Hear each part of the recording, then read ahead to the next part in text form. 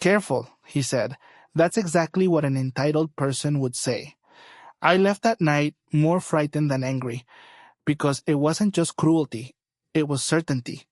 He genuinely believed he was the hero of this story, and we were the villains circling his money.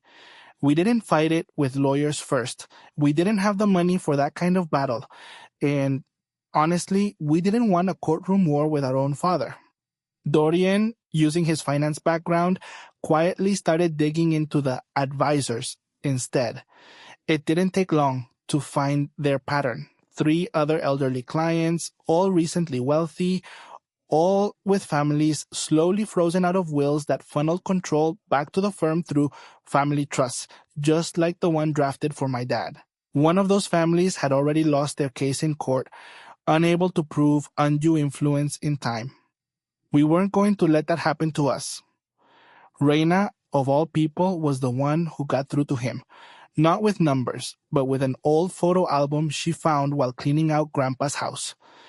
Pictures of my dad as a boy working alongside his father on that same land before it was worth anything, back when it was just dirt and sweat, and a promise that someday it would be enough to take care of the family. She left the album on his kitchen table with a single photo bookmarked. My dad, maybe 10 years old, riding on Grandpa's shoulders on that land, both of them laughing. He called her 3 days later, and for the first time in months, he didn't sound like a stranger. It still took him time to see the rest clearly, to realize the advisors who called him brilliant were the same people quietly steering nearly 40% of the trust's future earnings into fees payable to their own firm. Dorian laid it out for him, document by document, the way you'd explain a con to someone who still didn't want to believe they'd been conned.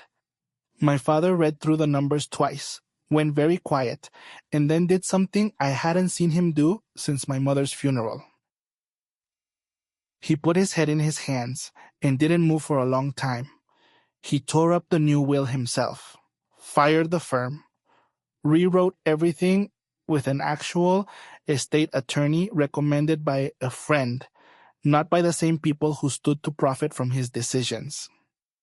He's not fully back to who he was before the money. I don't think any of us can unring that bell completely. But he calls again.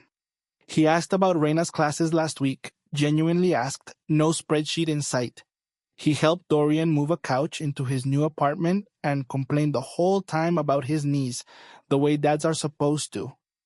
Money didn't make my father evil because he was greedy. It made him evil because it made him afraid. Afraid of being used, afraid of being unimportant again, afraid enough that he let people who didn't love him convince him the people who did were the danger. I think that's the part that scares me most, looking back. It wasn't a monster hiding inside him all along. It was just fear, dressed up as good judgment, wearing my father's face. We still have his land. But what we actually got back, in the end, was him. I used to think my father was the strongest man alive, not because he could lift anything heavy, but because after my mother died, he raised 3 kids alone on a mechanic's salary and never once let us see him break. That's the man I grew up worshiping. That's not the man who sat across from me 8 months ago and told me, without blinking, that he was cutting me out of everything. It started with an inheritance nobody expected. My grandfather, my dad's father, a man I barely knew, died and left behind a small fortune from land he'd quietly bought up decades earlier, land that had since become worth more than any of us imagined. My dad was the only living child. Overnight, a man who'd spent 30 years counting coupons became the executor of a small empire. I noticed the change before I understood it. He stopped calling. He upgraded his truck, then upgraded it again a month later. He started using words like portfolio and liability like he'd swallowed a finance textbook. My younger sister, Reina, still in college, joked that Dad had been abducted and replaced with a stranger wearing his face. None of us laughed for long because it started to feel true. The first real crack came when my husband and I asked for a small loan to cover a medical bill. Nothing dramatic, just a few $1,000s we'd have paid back within the year. My father, the same man who once sold his own tools to pay my community college tuition, looked at me like I was a stranger asking for a handout. I don't hand out money based on feelings, he said. I invest based on returns. What's my return here? I remember laughing, thinking it was a joke. It wasn't. Reina got hit even harder. She'd been counting on him to help with her final semester, the same way he'd helped our older brother, Dorian, years before. Instead, Dad sat her down with a printed spreadsheet, an actual spreadsheet, showing her expected lifetime earnings as an art major versus cost of continued investment, and told her she'd need to switch to something more viable if she wanted his support. She switched schools instead, took out loans in her own name, stopped speaking to him except at holidays. Dorian was the one who finally told me what was really happening. He worked in finance and had access to information the rest of us didn't. Dad hadn't just gotten cautious with money. He'd fallen in with a group of advisors who flattered him, fed his ego, and slowly convinced him that the rest of us were threats to his new fortune. Vultures, waiting for a payout. They filled his head with stories of families destroyed by entitled children, and my father, flattered to be treated like a man of consequence for the first time in his life, believed every word. Then came the will.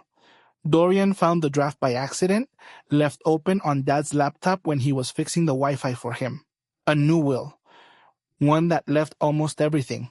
The land, the accounts, even the house we grew up in, to a family trust that conveniently listed one of these advisors as a permanent co-trustee. The three of us weren't in it as beneficiaries at all. We were listed as discretionary, meaning we'd get whatever this stranger decided to give us, if anything. I confronted him. I brought printouts, spoke calmly, tried to appeal to the father who used to stay up nights helping me with homework he barely understood himself. He didn't yell. That would have almost been better. Instead, he looked at me with a cold, business-like patience, like I was a client pitching a bad idea. You three had every advantage, he said. I'm not going to let this money turn you soft and entitled. I'm protecting the family legacy. From you, if I have to. This isn't protecting us, I said. This is you being manipulated by people who see Grandpa's land and see a payday.